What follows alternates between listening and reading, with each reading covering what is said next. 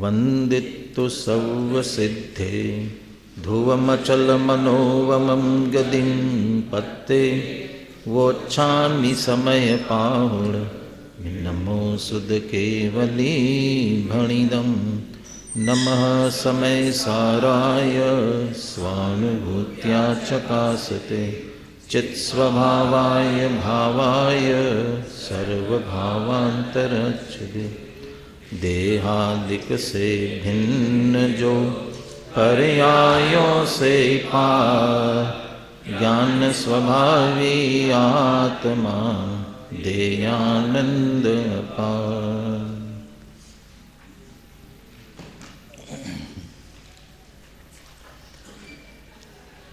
आचार्य कुंद कुंदे विरचित समय सार परमागम और इसकी आत्मख्याति टीका। एकत्व विभक्त आत्मा को कहने की प्रतिज्ञा की, चूँकि वह पर से विभक्त और अपने से अविभक्त या एकत्व, इसी कारण से वह शुद्ध है। इसलिए छठवीं गाथा में पूछा था को असो शुद्ध आत्मा इति चेत, शुद्ध आत्मा कौन है? उसका उत्तर वास्तव में छठवीं और सातवीं दोनों गाथाओं में है।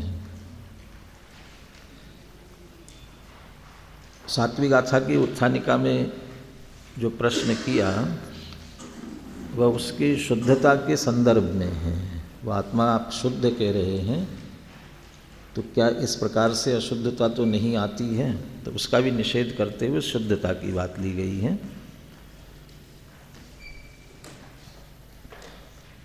वह शुद्ध आत्मा, कल व्यवहार निश्चय की बात करते हुए एक बात कही थी, व्यवहार ने क्या करता है, इसीलिए उसके दो भेद किए गए हैं, असद्भूत व्यवहार और सद्भूत व्यवहार। असद्भूत व्यवहार ने क्या करता है, दो भिन्न द्रव्यों के बीच है भिन्न और उनमें अभेद एकत्व बताता है। और सद्भूत व्यवहार क्या करता है, एक अभेद अखंड द्रव्य है उसमें भेद करता है। निश्चय व्यवहार में पलट करके कहे, व्यवहार निश्चय में कौन सा संबंध है? व्यवहार निश्चय में कौन सा संबंध है? इसीलिए मैंने बदल के कहा ना, निश्चय व्यवहार नहीं पूछ रहा हूँ, व्यवहार निश्चय में निषेध्य निषेधक। व्यवहार निषेध्य है और निश्चय निषेधक है। व्यवहार ने क्या किया, दो भिन्न द्रव्यों के बीच अभेद स्थापित किया, तो निश्चय ने कहा कि नहीं, इसलिए वह विभक्त है, पर से विभक्त है। व्यवहार ने क्या किया, एक अभेद अखंड द्रव्य में भेद कर दिए। निश्चय उसका निषेधक है कि निषेध करते हुए का नहीं, वह एक है। और व्यवहार के कारण से अशुद्धता थी, पिछले भावार्थ में अपन ने पढ़ा था, वहाँ अशुद्ध कहा उसे। व्यवहार का जो विषय उसका लक्ष्य करने से विकल्प राग उत्पन्न होते हैं, इसलिए वह अशुद्धता कही उसे। तो शुद्धता कैसी होगी कि पर से विभक्त और अपने से अविभक्त या अभेद, पर से भिन्न और अपने से अभिन्न। व्यवहार जो विपरीत करता है उससे निषेध करते हुए निश्चय ने पर से भिन्न और अपने से अभिन्न, इसलिए वह एकत्व विभक्त आत्मा वही वास्तव में शुद्ध आत्मा है।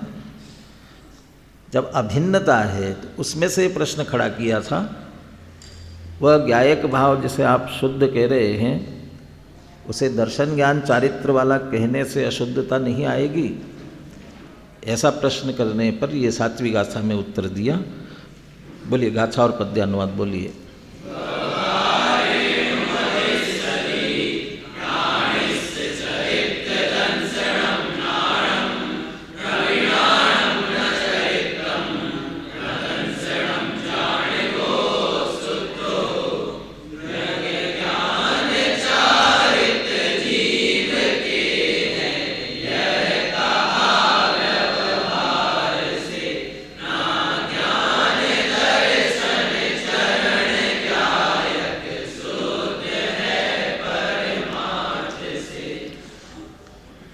ज्ञान दर्शन चारित्र वाला, यदि ऐसा कहते हैं तो अशुद्धता आएगी कि हाँ संभावना है।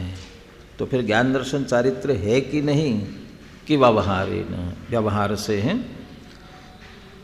कल ये भी चर्चा की थी, टीका पढ़ ली थी सामान्य, भी विशेष अपन एक एक बात की चर्चा करते हुए चलते हैं।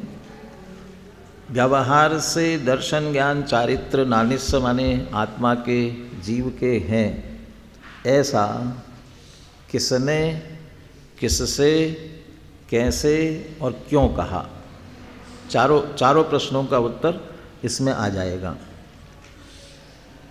पहले एक सिद्धांत वाक्य जैसा यहाँ लिखते हैं अमृतचंद्र आचार्य टीका में, आस्ताम तावत् बंध प्रत्ययात् ज्ञायकस्य अशुद्धत्वं दर्शन ज्ञान चारित्राण्येव न विद्यन्ते।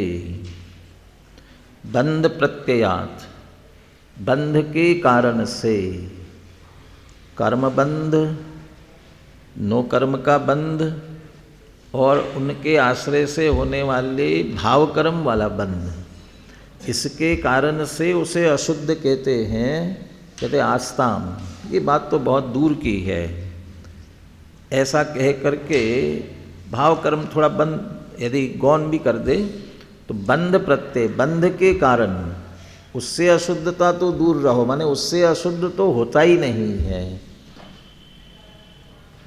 वे तो ज्ञायक चैतन्य, ऐसा जो आत्म तत्व, परम पारिणामिक भाव, द्रव्य स्वभाव, उसमें वे तो प्रवेश ही नहीं कर सकते हैं। जब प्रवेश करते नहीं हैं तो कैसे अशुद्ध कर सकेंगे? इसलिए उनसे होने वाली अशुद्धता तो दूर ही रहो, माने उनसे अशुद्ध होता ही नहीं है। ऐसा कह करके असद्भूत व्यवहार का निषेध कर दिया। असद्भूत व्यवहार, बंध प्रत्यय के कारण तो अशुद्धता होती नहीं है, ये तो बहुत दूर की बात है। दर्शन ज्ञान चारित्राणि एव न विद्यन्ते, कहते उसके दर्शन ज्ञान चारित्र ही नहीं है। दर्शन ज्ञान चारित्र कहते हो तो अशुद्धता आती है, माने सद्भूत में जो उसके हैं, जो उसके हैं उसके ही उसी के कहे जाए तो अशुद्धता आती है। तो फिर दूसरे अन्य उसे जीव का कहना, उसके कारण से कहाँ से अशुद्धता आएगी? इसलिए वो तो बहुत दूर की बात है। ऐसा कह करके यहाँ दर्शन ज्ञान चारित्र के भेद के विकल्प का निषेध कर दिया, माने भेद के विकल्प भी उसे नहीं छू सकते हैं। माने कोई बड़ी छोटी बातों को इस तरह से कह करके कहते हैं ना, तुम तो ये एक छोटी बात भी स्वीकार नहीं करते हैं, तो बड़ी बड़ी बात को कैसे हम मान सकते हैं? वो बड़ी बात तो बहुत दूर की बात है, ये छोटी सी छोटी बात भी। माने जहाँ आत्मा के ही गुण हैं, उन गुणों का समूह ही वह द्रव्य है, उनके भेद करने मात्र का निषेध किया जा रहा है। तो फिर पर के संयोग से, पर के निमित्त से उनकी अशुद्धता कहाँ से हो सकती है? इसलिए वह अशुद्धता तो बहुत दूर रहो, दर्शन ज्ञान चारित्र ही नहीं है। तो दर्शन ज्ञान चारित्र नहीं, ऐसा आत्मा तो हमने तो नहीं देखा कभी। जब जब हमने आत्मा को समझा, सुना, उसके बारे में चर्चा की, तो हमने तो दर्शन ज्ञान चारित्र वाला ही सुना उसे। तो फिर वो दर्शन ज्ञान चारित्र वाला कहाँ से आया, कैसे आया? यदि वो नहीं है तो ये आत्मा के कैसे कहे जाते हैं, क्यों कहे जाते हैं? तो उसका बहुत सुंदर वर्णन करते हैं। यतो ही अनंत धर्मनि एकस्मिन् धर्मिनि अनिष्णातस्य अंतेवासी जनस्य। किसे किसे कहते हैं, किसके लिए? दर्शन ज्ञान चारित्र आत्मा के है, ऐसा किसे कहते हैं? ये पहले ले रहे हैं। किसे? कि अंतेवासी जनस्य। अंतेवासी जो निकटवर्ती शिष्य है, अंतेवासी शब्द जो है वह अंतरंग में निवास करने वाले, साथ साथ में निवास करने वाले निकटवर्ती शिष्य। उन निकटवर्ती शिष्यों को तो अंतेवासी जनस्य, शिष्यों को। लेकिन वह शिष्य कैसा है कि अनंत धर्मनि एकस्मिन धर्मिनि, धर्म और धर्मी। धर्मी किसे कहते हैं? जो धर्मों को धारण करता है, धर्मों का समूह है, वह धर्मी। द्रव्य, आत्मद्रव्य धर्म है कि धर्मी है? धर्मी है। यदि वह धर्मी है तो उसमें कितने धर्म हैं? अनंत धर्म हैं। तो अनंत धर्मनि एकस्मिन धर्मिनि, वो अनंत धर्मणि शब्द जो दिया ना, वो धर्मात्मक, वो धर्मिनी का विशेषण बनाया। एक धर्मी, धर्मी एक, लेकिन उसमें धर्म कितने हैं? अनंत धर्म। अनंत धर्मात्मक ऐसे एक धर्मी में जो अनिष्णात है। एक धर्मी में अनिष्णात है का मतलब जो उस एक धर्मी को नहीं समझ पा रहा है, उस एक धर्मी को पकड़ नहीं पा रहा है, वो धर्मी, वो द्रव्य का स्वरूप क्या है, ये समझने में वह असफल रहा, अनिष्णात। ऐसे शिष्य के लिए अंतेवासी जनस्य, अंतेवासी जनस्य, इसमें ये निकटवर्ती शिष्य क्यों ले रहे हैं? और कोई की बात भी तो ली जा सकती, किसी को भी समझाया जा सकता है ना, किसी अज्ञानी को ऐसा कह सकते हैं ना। यहाँ कह रहे वो अंतेवासी जनस्य, इसलिए कह रहे हैं यदि सामान्य कोई आकर के पूछता जीव क्या है, क्या होता है जीव, तो उसे कहते हो एकेंद्रीय जीव है ना, हाथी जीव है ना, घोड़ा जीव है ना, ये जीव है। और ये टेबल कुर्सी ये जो दिख रहे हैं ये अजीब है। और उसे ऐसा कहते, और इसे ऐसा क्यों कह रहे हैं? क्योंकि वो निकटवर्ती है ना, तो इतना गुरु को ये ख्याल में है, ये तो समझ चुका है, लेकिन ये समझने के बाद में वह उसी को जीव समझने लगा, उसी को जीव मानने लगा।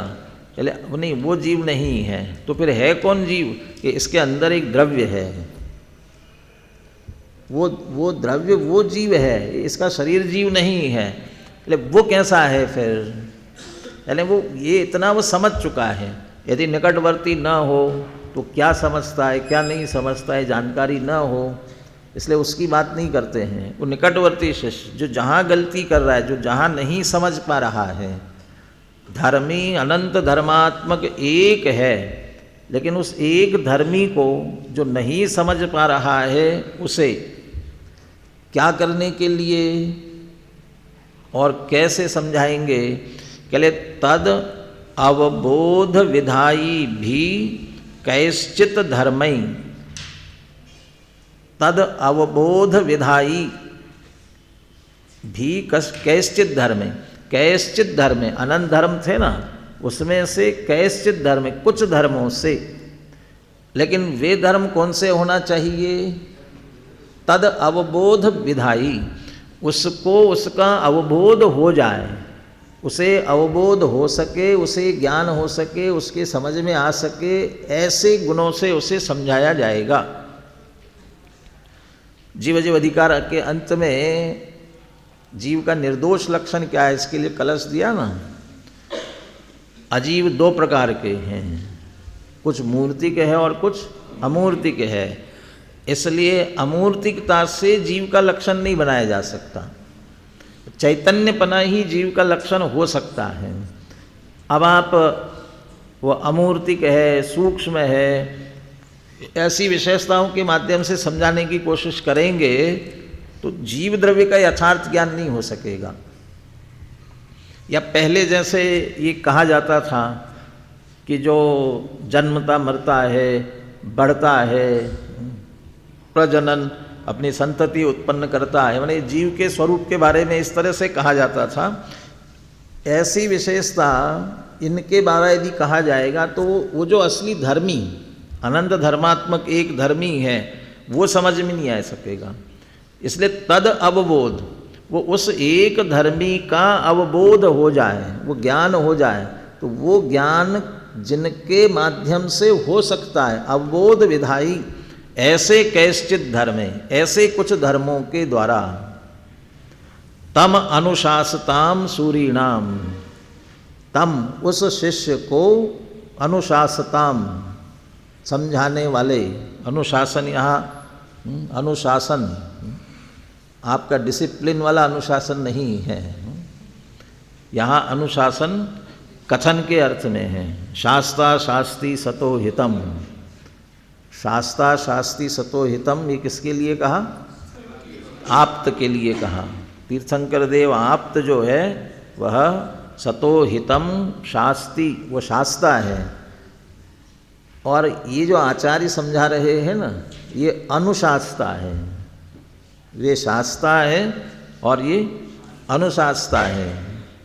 उन्होंने शासन, अभी वर्तमान में किनका शासन चल रहा है?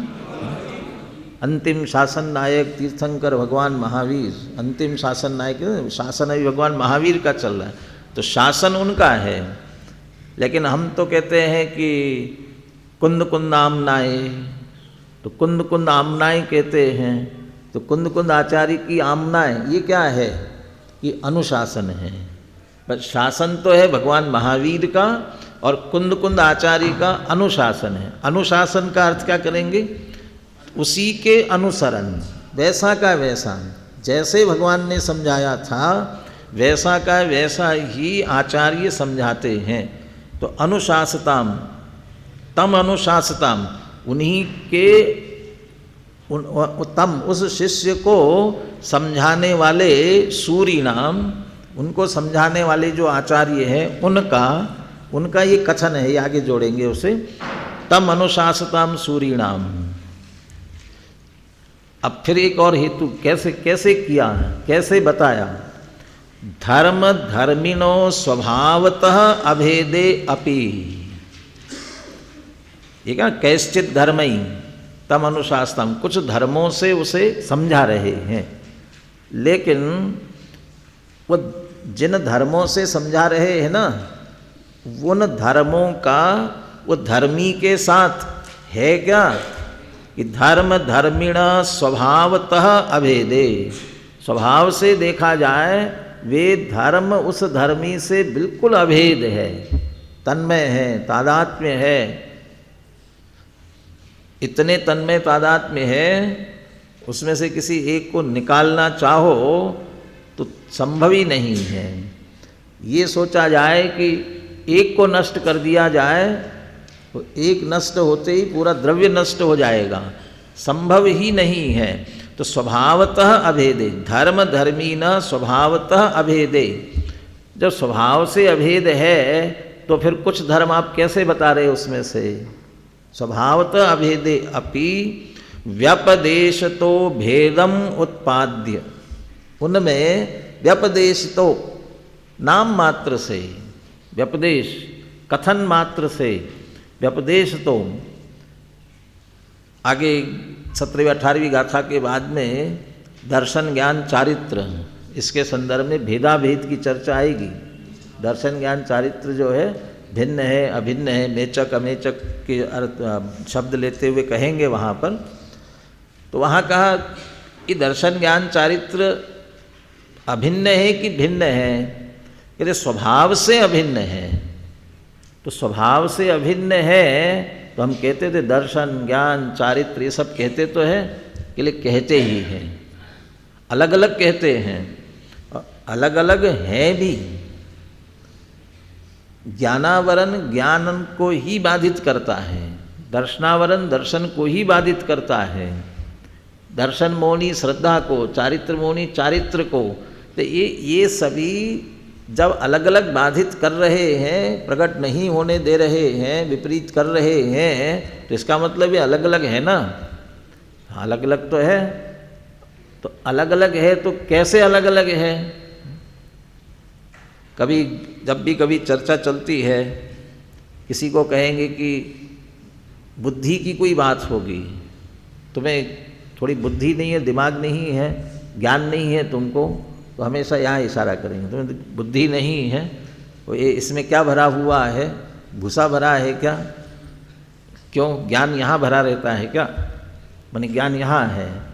और श्रद्धा की बात करेंगे तो क्या करेंगे? मैं बिल्कुल दृढ़ श्रद्धान है, दृढ़ श्रद्धान है। मैंने श्रद्धा कहाँ है? यहाँ हृदय में है। फिर चारित्र को कहाँ बताओगे? चरणम चारित्रम कहा जाता है, तो माने वो पैरों में है चारित्र, फिर तो कहाँ है? तो ये तो एक रूढ़ जैसा हो गया, सोचना जैसे मानो दिमाग से होता हो इसलिए वहाँ लगाते हैं, श्रद्धा हृदय से होती हो, ऐसा लौकिक में जैसा कहा जाता है, ऐसा गुणों का ऐसा भेद नहीं है कि कोई गुण कहाँ है कोई गुण कहाँ है। वो तो उस गुणात्मक बना हुआ है, पूरा एक मेक है, तो स्वभाव से तो अभेद है। तो फिर ये भिन्नता तो है ना। पुद्गल में भी स्पर्श रस गंध वर्ण ये है ना, ये भिन्न है कि अभिन्न है? उसमें स्पर्श रस गंध वर्ण है, ये भिन्न की अभिन्न। यदि आप भिन्न कहोगे तो मैं कहूँगा अकेला उसमें से स्पर्श निकाल लो, अकेला रस निकालो, कोई भी एक गुण अकेला निकाल लो, बाकी वहीं रहने दो। ऐसा होता है? ऐसा होता तो कोई मिठाई खरीदता ही नहीं, वो मिठाई वहीं की वहीं रहने देता और अकेला रस रस ले लेता। ये संभव नहीं है, इसलिए वो अभेद है, तन्मय है, तादात्म्य है। फिर भिन्नता कैसी? कि भिन्नता इस रूप में, यदि आप आँखों से देख रहे तो देख ही सकते हो, रस नहीं ले सकते हो। यदि रस लेना है तो फिर आपको जबान से, जिह्वा इंद्री रसनेन्द्रिय से ही चखना पड़ेगा। रस रसनेन्द्रिय से ही चखने में आएगा, रूप चक्षुरेंद्रिय से ही आएगा, गंध घ्राणेन्द्रिय से ही आएगा। एक दृष्टांत ख्याल में है इसलिए बता ही देता हूँ, इससे मिलेगा कि नहीं मिलेगा मुझे नहीं मालूम, आप मिलाते रहना फिर इसके साथ में। गांव का एक व्यक्ति शहर में आया और एक मिठाई की दुकान पे खड़ा हुआ, बहुत बढ़िया हलवा बन रहा था, उसकी खुशबू आ रही थी। जाकर के पूछा उसने कितने का है, तो जो भी उसने रेट बताई तो उसे वह उतनी हिम्मत नहीं हुई कि मैं दे करके खरीदूं, और यदि खरीद लूं तो इतने नहीं बचेंगे कि घर चला जाऊं। अब वो 1.5 गुण में था, क्या करे, लेकिन खुशबू बहुत बढ़िया आ रही थी। तो बगल में खड़ा पूछ के गया था ना अभी वो खड़ा था, तो हलवाई ने देखा बहुत देर से यहीं खड़ा है, उसको बुलाया, लाओ पैसे निकालो। बोले किस बात के? कि हलवे के। कि मैंने हलवा तो लिया ही नहीं है, कि इतनी देर से यहाँ खड़े खड़े तुम क्या कर रहे थे? खुशबू सूंघ रहे थे, इसलिए पैसा लेकर के आओ। तुमने हमारा हलवा चखा है, चखा जो भी, इसलिए पैसा दो। बोले नहीं साहब मैंने तो नहीं लिया, मैं तो नहीं दूंगा। झगड़ा होने लगा। तो एक समझदार आया, अभी क्या हुआ? कि साहब मैंने हलवा खाया नहीं, ये पैसा मांग रहा है। उससे बोला कैसे मांग रहे हो? ये इतनी देर से खड़े खड़े क्या कर रहा था? खुशबू ले रहा था। बोले अच्छा तुम्हारे पास पैसा है? कि साहब इतनी है मेरे पास में। तो लाओ इधर। कि साहब मैं दे दूंगा तो घर नहीं पहुंच पाऊंगा। कोई बात नहीं, दे तो दो, वापस मिल जाएंगे तुमको। तो पैसा लिया हाथ में और हलवाई के कान के पास जाकर के ऐसे ऐसे खनका दिए। बोले मिल गए तुमको पैसा? कि नहीं मिले, दो ना। देने की क्या बात है, खनक सुन लो। जैसे उसने वहाँ से खुशबू सूंघ करके उससे पैसा मांग रहे हो, तुम भी पैसे की क्या करो, खनक सुन लो और समझ लो कि तुम्हें क्या हो गया, पैसा मिल गया। वो दूर खड़े हो करके सूंघ करके हलवे का स्वाद नहीं ले सकता है, क्योंकि घ्राणे गंध अलग है और रस अलग है। इतनी भिन्नता दोनों में है, रस और गंध में भिन्नता है। तो भिन्नता है तो भिन्न भिन्न कर दिया जाए, निकाल लिया जाए उसमें से। कि निकालते तो है, जो इत्र इत्री कहलाते ना, फूलों से इत्र सुगंधी निकालते हैं। तो फूल में से अकेला गंध निकाल लिया ना, तो गंध अलग हो गया कि नहीं हुआ? हमें तो ऐसा लगता है कि अकेली गंध उसमें से निकाल ली। आप जूस सेंटर पर जाते हैं तो आपको क्या दिया जाता है? अकेला रस दिया जाता है, तो रस मिला ना आपको अकेला, बाकी तो कुछ नहीं मिला ना। तो ऐसा गंध को अलग करना, रस को अलग करना, ये किया तो जाता है, हो तो जाता है, रस अलग हो गया, गंध अलग हो गया।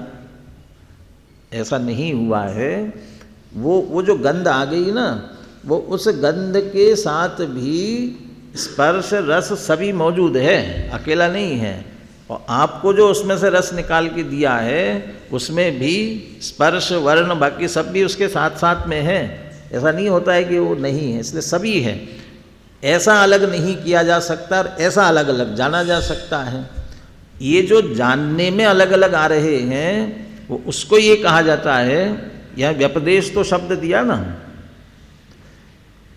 द्रव्य गुण पर्याय, इनमें परस्पर में जो स्वभाव से अभेद है और इनमें जो परस्पर भिन्नता है, वो चार अपेक्षाओं से कही जाती है।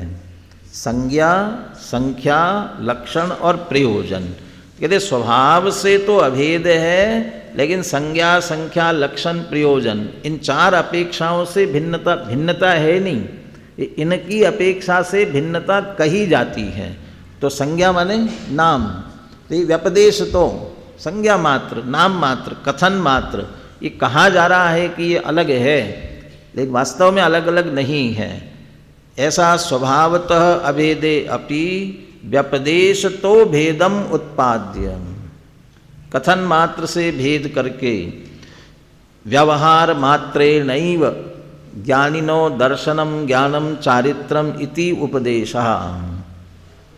मात्र व्यवहार से ये भेद करके, वो स्वभाव से अभेद है, लेकिन उनमें नाम मात्र का भेद करते हुए व्यवहार से, ज्ञान माने आत्मा के, दर्शन ज्ञान चारित्र है, ऐसा उपदेश।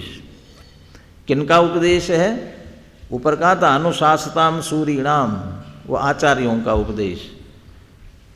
क्यों दिया उपदेश? किसको दिया? कि ऐसे शिष्य को जो धर्म धर्मी, उनमें एक धर्मी में जो अनिष्णात था, एक अभेद अखंड वस्तु को नहीं समझ पा रहा था, उसे भेद पूर्वक समझाया गया।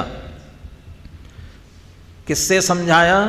तद अवबोध विधाई भी कैश्चित धर्म ही, उसको समझाने वाले ऐसे कुछ धर्मों के माध्यम से समझाया। व्यवहार मात्रे नहीं, वह ये मात्र व्यवहार से ये भेद करके कथन किया जाता। ये इतनी व्याख्या अमृतचंद्र आचार्य ने व्यवहारेण वदिस्सदि नानिस चरित्र दंसनम नाणम, इसकी इतनी व्याख्या की। दादा एक उदाहरण देते हैं ना, बच्चे को स्कूल जाना है और बार बार आकर के पूछता है पापा कितने बजे? उसे 9 बजे स्कूल जाना है, वो 7 बजे से पूछने आता है बार बार कि 7:15 बजे, 7:30 बजे, 8 बज गए, 8:30 बज गए, तो बार बार आकर के पूछ रहा है। तो पापा क्या करते हैं? घड़ी दिखाना सिखाते। तो कैसे सिखाते घड़ी दिखाना? वो कहते ये देखो, ये बड़ी सुई कहाँ है, फिर छोटी सुई कहाँ है, अब ये देख करके नक्की करो। देख लिया, अच्छी तरह समझ लिया, वो अगली बार जब देखने जाता है तब वो ये देखता है कि बड़ी सुई कहाँ है, छोटी सुई कहाँ है, फिर नक्की करता है। आप लोग भी जब घड़ी को देखते हो ऐसे नक्की करते होंगे ना, बड़ी सुई कहाँ है, फिर छोटी सुई कहाँ है, बड़ी सुई यहाँ है, छोटी यहाँ है, इसका मतलब अब इतने बजे होंगे, ऐसा सोचते हो? क्यों नहीं सोचते हो? क्योंकि अब आप घड़ी देखने में क्या हो गए हो?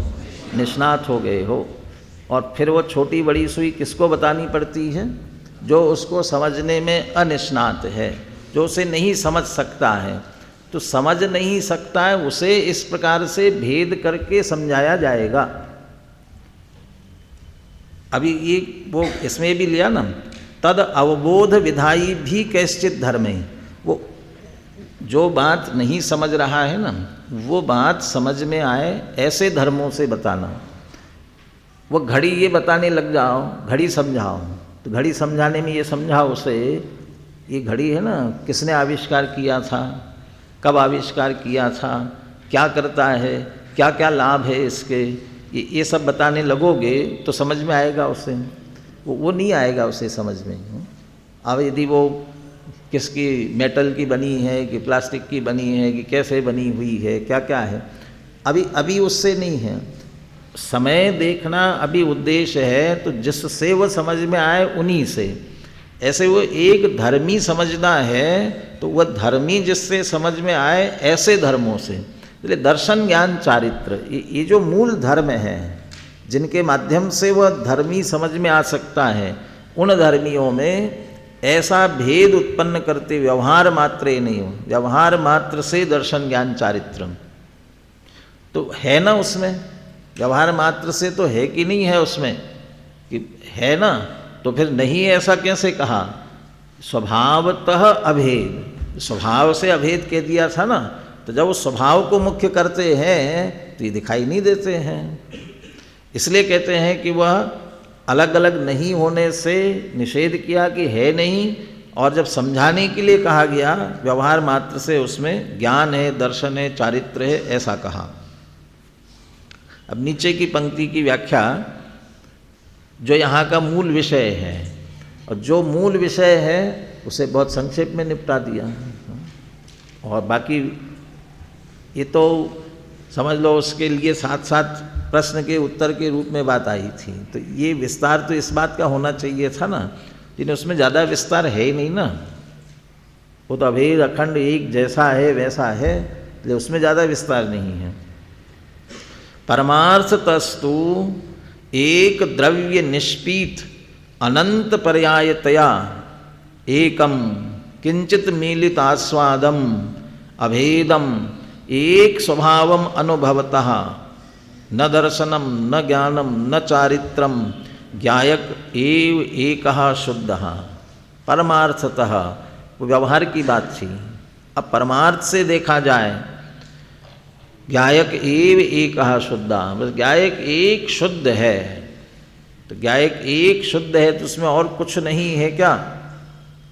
एक ही है तो और बिल्कुल खाली ऐसा है क्या? ऐसा नहीं है। कैसा है वह?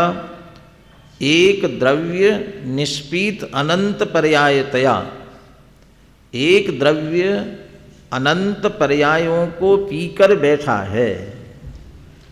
वो पीकर बैठा है, अब वो पीकर बैठा उसमें वो निष्पीत, जैसे दादा उसका एक कच्ची नहर और पक्की नहर का उदाहरण देते हैं ना, क्या क्या प्रेरणा देते हैं, क्या होना चाहिए? कच्ची नहर होना चाहिए। क्यों कच्ची नहर क्यों होना चाहिए?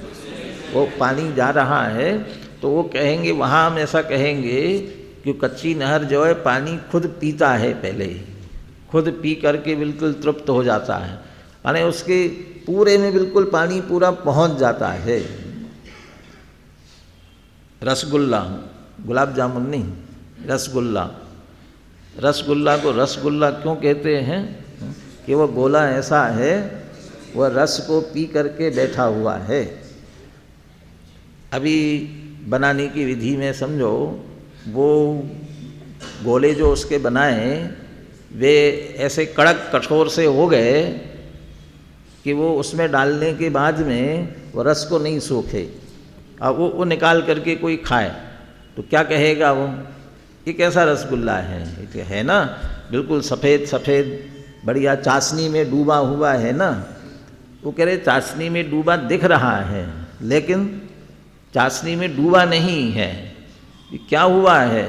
ये वो अंदर लिया नहीं ना, तो कब वो बढ़िया कब कहलाएगा? कि पूरा वो उसको मीठे पने को पी करके बैठा है, माने उसके साथ जो तन्मयता है, ऐसा अनंत पर्यायों को पी कर बैठा है, माने उसके साथ तन्मय तादात्म्य। किसके साथ में? अनंत पर्यायतया। क्या होती है अनंत पर्याय? सकल द्रव्य के गुण अनंत, पर्याय अनंता, जाने एके काल प्रगट। वहाँ जो अनंत पर्याय कही गई ना, वे ही अनंत पर्याय है ना, वे अनंत पर्याय तो हैं ही, लेकिन अकेली वही अनंत पर्याय नहीं है, उसके अलावा भी और अनंत पर्याय हैं। और उसके अलावा और कहाँ से आ गई अनंत पर्याय? वही तो अनंत पर्याय। कौन सी अनंत पर्याय? प्रत्येक द्रव्य में अनंत गुण होते हैं और अनंत पर्याय होती। कैसे अनंत पर्याय होती हैं? अनंत कैसे होगी पर्याय? ये गुण अनंत है तो उनकी पर्याय अनंत हो गई, तो हो गई ना अनंत पर्याय। अकेले अभी तो हम अकेले उनको ही पर्याय समझते हैं, क्योंकि लघु सिद्धांत प्रवेशिका पढ़ी है ना। पर्याय किसे कहते हैं? गुणों के परिणमन को पर्याय कहते हैं। अकेले हम उसी पर्याय समझते हैं, लेकिन अब आप नए चक्र के विद्यार्थी, नए चक्र पढ़ने लायक हो गए हैं, इसलिए अब पर्याय की दूसरी परिभाषा आपको पढ़ना पड़ेगी। जो पर्यायार्थिक नए का विषय बने वो पर्याय है। इसलिए वो पर्यायार्थिक नए का विषय जो पर्याय है ना, उन सारे पर्यायों को पी करके बैठा है। अब वे सब कितने हैं? अनंत है, सब अनंत हैं, सबका अलग अलग संख्या है। द्रव्य क्षेत्र काल भाव, ये द्रव्य है, उसमें क्षेत्र संबंधी भेद है, वो भी पर्याय है। काल संबंधी भेद है, वो भी पर्याय है। और भाव संबंधी भेद है, वो भी पर्याय है। वैसे तो द्रव्य में भी डाला जाएगा। द्रव्य क्षेत्र काल भाव, स्वद्रव्य स्वक्षेत्र स्वकाल स्वभाव। प्रत्येक वस्तु स्वचतुष्टयात्मक होती है। और स्वचतुष्टय में हर एक के दो हिस्से। स्वद्रव्य द्रव्य की अपेक्षा प्रमाण की दृष्टि से देखा जाएगा तो सामान्य विशेषात्मक है।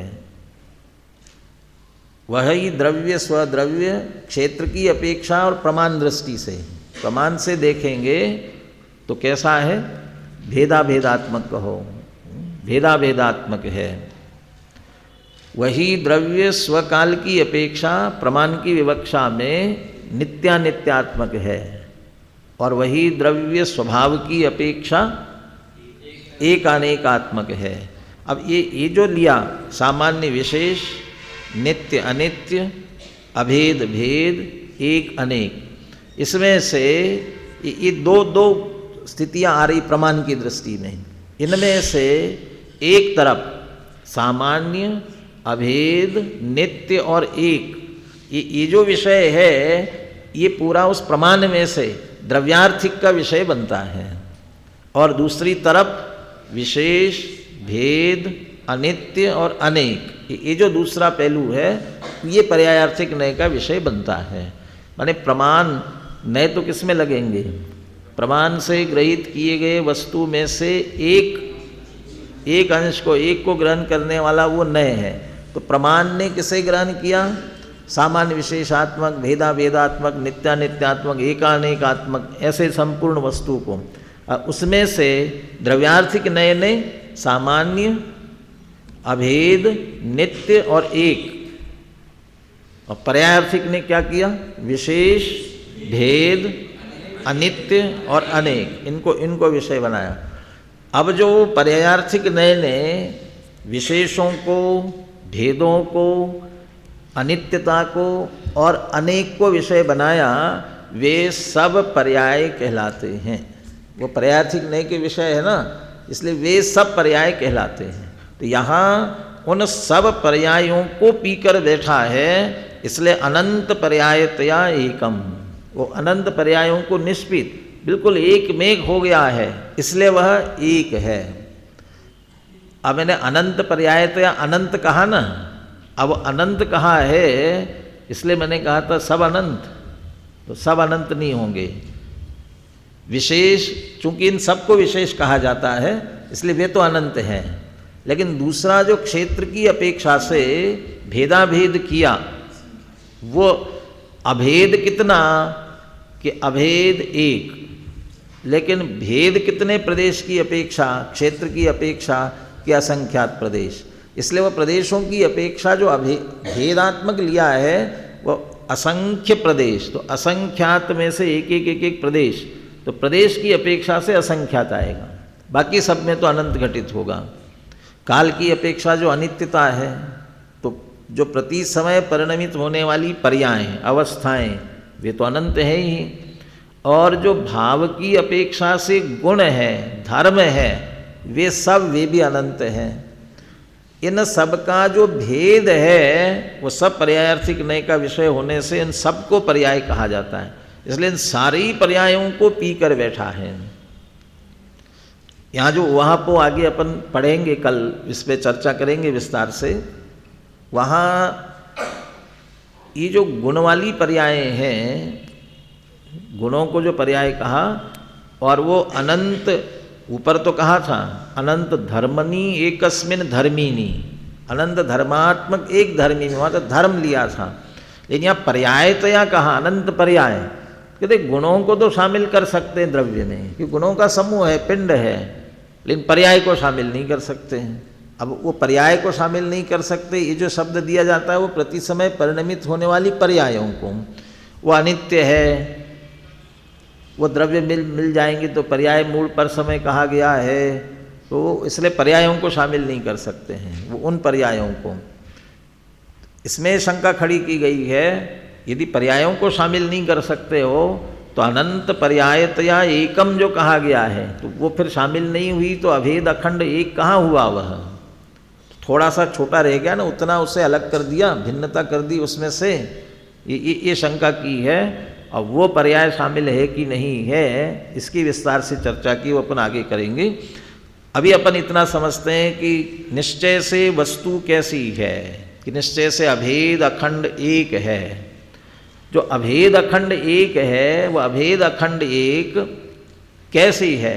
ये अभेद अखंड एक है, उसमें कुछ नहीं है अंदर, उसमें अंदर कुछ है कि नहीं है?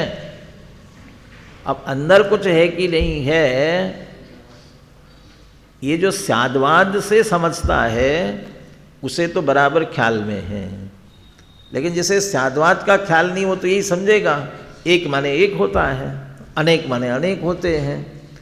लेकिन स्याद्वाद में जो एक है वो अनेकात्मक एक है। जो अनेकात्मक होगा तो एक कैसे होगा? ये अनेकात्मक एक है का अर्थ ये है, जब हम एक को मुख्य कर रहे हैं वो अनेक उसके अंदर है, ये गौण हो गए हैं, उनका निषेध नहीं हुआ है, इसलिए वो उन सब का ही अभेद पिंड है। इसलिए कहा निष्पीत, उन सब पी करके बैठा हुआ है।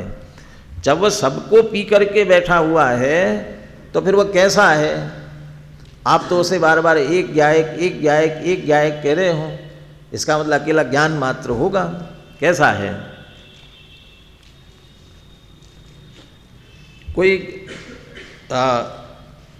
नमकीन आप खाते हो कोई भी, उस नमकीन में गुजराती नमकीन, गुजराती नमकीन क्यों कह रहा हूँ? हाँ, क्योंकि होता नमकीन है लेकिन उसमें भी क्या होता है? मीठा होता है। अकेला क्या क्या होता है उसमें? जिस चीज़ का बना हुआ, यदि बेसन और जो चीज़ इससे बना हुआ है वो तो चीज़ है ही, नमक डला हुआ है उसमें, शक्कर तो डली, मीठा है इसलिए, ना मिर्ची डाली होगी, काली मिर्ची डाली होगी, जीरा डाला होगा, अजवाइन डाला होगा, जो जिस चीज़ से बनी, इतनी सारी चीज़ें डाली है ना उसमें। अब आप एक उसमें से कोई भी लेकर के चखते हो, आपसे पूछा जाए कि कैसा है, आप कहो नमकीन है। अब वो मिठाई इसलिए नहीं कह रहा हो कि मीठे में पता नहीं और कुछ डालते हैं कि नहीं डालते हैं, शक्कर और उसके अलावा, एक नमकीन में इतनी सारी चीज़ें डाली गई है ना, तब भी आप कहोगे एक नमकीन है। एक कौन आपने चखा, उसमें एक स्वाद आ रहा है कि अलग अलग स्वाद आ रहे हैं? एक स्वाद आ रहा है कि अलग अलग आ रहे हैं? यदि एक ही स्वाद आता है तो आपको नमकीन का आनंद नहीं आएगा। अलग अलग स्वाद आता है तो नमकीन का स्वाद नहीं आएगा। वो सब का एक स्वाद आएगा तो ही नमकीन का आनंद आएगा। ये बिल्कुल मिला जुला, ये जो ना किंचित मिलित आस्वादम अभेदम एकम, किंचित मिलित आस्वादम अभेदम एकम, बिल्कुल यदि सब मिलाने के बाद में एक का ही स्वाद आने लगे तो वे सब मिलाने का मतलब ही क्या रहा? नमकीन है तो नमक नमक नमक का ही स्वाद अकेला आने लगा, खारा खारा खारा, और कोई स्वाद ही नहीं आवे, तो फिर मतलब क्या हुआ सबका मिलाने का। इसलिए एक स्वाद तो नहीं आ रहा है, सब आ रहा है। तो सब आ रहा है माने कैसे आ रहा है कि सबका अलग अलग अलग आ रहा है, और सबका अलग अलग आ रहा है तो फिर एक साथ मिलाया किस लिए? फिर हम ऐसा ही करते ना, जैसे वो सरदार जी के दूध में, सरदार जी दूध पीने गए और उसके शक्कर नहीं डाली थी, तो उन्होंने कहा तुमने ऐसा दूध दिया, हमने पी लिया दूध, शक्कर कहाँ है, शक्कर क्यों नहीं दी तुमने? तो फिर क्या किया, तुमने शक्कर ला करके दे दी। फिर क्या किया, शक्कर खा ली और लोट लगाने लगा। हा? क्यों लोट लगाने लगा? हा? शक्कर मिलानी है। हा? जैसे वो दूध में मिलाते समय मिलाना पड़ता है ना अच्छी तरह से, तो अभी वो शक्कर नहीं मिली ना, इसलिए तो उसको मज़ा आ गया होगा ना, दूध के मीठे दूध पीने का मज़ा आ गया होगा ना। पहले दूध पिया फिर शक्कर खाया तो मज़ा आ गया होगा ना। उल्टा करते हैं, शक्कर पहले खा लें और फिर बाद में दूध पिए तो भी नहीं आता। वो मिला जुला एक साथ होने पर भी जितनी चीज़ें डाली है उन सबका स्वाद भी आना चाहिए, माने अलग अलग नहीं और एक साथ। हम लौकिक में सब बराबर ऐसा करते हैं, अलग अलग और एक पना, और उस सब के मिल करके एक पने का आनंद लेते हैं, एक साथ लेते हैं, बिना भेद किए लेते हैं। जहाँ भेद करते हैं वहाँ उसका आनंद नहीं आता। आपको मैंने कहा था दाल सब्जी घर में बन रही हो और मम्मी कहे ज़रा नमक देखना इसमें ठीक है कि नहीं है, और आप एक कौर उसमें से चखोगे और आप कहोगे इसमें नमक ठीक है या कम है कि ज़्यादा है, जो भी आपने बता दिया। फिर आपसे पूछा जाए स्वाद कैसा आया तो आप नहीं बता सकोगे, आप कहोगे एक चम्मच और दो। पहले अभी तो खा लिया ना, उसी में से बताओ ना, कि नहीं बता सकते। ये क्यों? अभी हमारा ध्यान सिर्फ नमक पर था, उसी में से होते हुए भी अकेले एक नमक पर ध्यान गया तो बाकी नहीं आए हमारे, उसमें होते हुए भी। ऐसा भेद करके ग्रहण करेंगे तो सब नहीं आएगा। ऐसा एक, अभी भले ही उसे हम ज्ञायक कह रहे हैं, एक ज्ञायक, लेकिन ज्ञायक कहते हुए भी वह अनंत धर्मात्मक है। इसलिए कह रहे हैं किंचित मिलित आस्वादम अभेदम, एक स्वभावम अनुभवता। अब उस एक स्वभाव का जो आनंद ले रहा है, अब उससे पूछो उसमें ज्ञान है कि दर्शन है कि चारित्र है? ये नहीं है कि न ज्ञान है न दर्शन है न चारित्र है क्या? अभेद अखंड एक वस्तु है। नमकीन में पूछा जाए नमक है, शक्कर है? ये नहीं है, ये नमक नहीं है, फिर नमकीन कैसा? शक्कर नहीं है तो गुजराती नमकीन कैसा? हाँ? और नमकीन बने और मिर्ची नहीं डाली हो, ऐसा कैसे हो सकता है? कि अभी वो एक एक का मत पूछो। आप एक एक का पूछोगे तो नमकीन का स्वाद नहीं आएगा। जो नमकीन का आनंद ले रहा है, नहीं नमक नहीं है, शक्कर नहीं है, कुछ नहीं है, क्या है, बस एक उसका आनंद ले रहा है। ऐसे एक स्वभाव का अनुभव करने वाले के लिए न ज्ञान है न चारित्र है न दर्शन है, ज्ञायक एव एकः शुद्धः।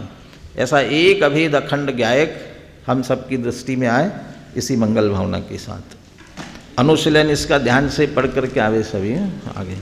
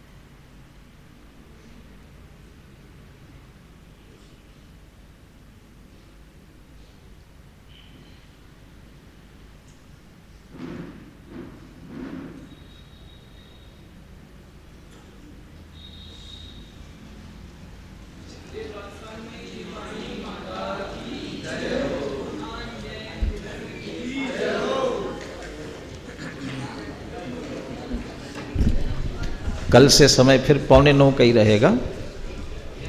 बीच में यहाँ कक्षा चलेगी, इसलिए 8:45 से 9:30 प्रवचन का समय रहेगा। प्रवचन का समय 8:45 से 9:30 रहेगा।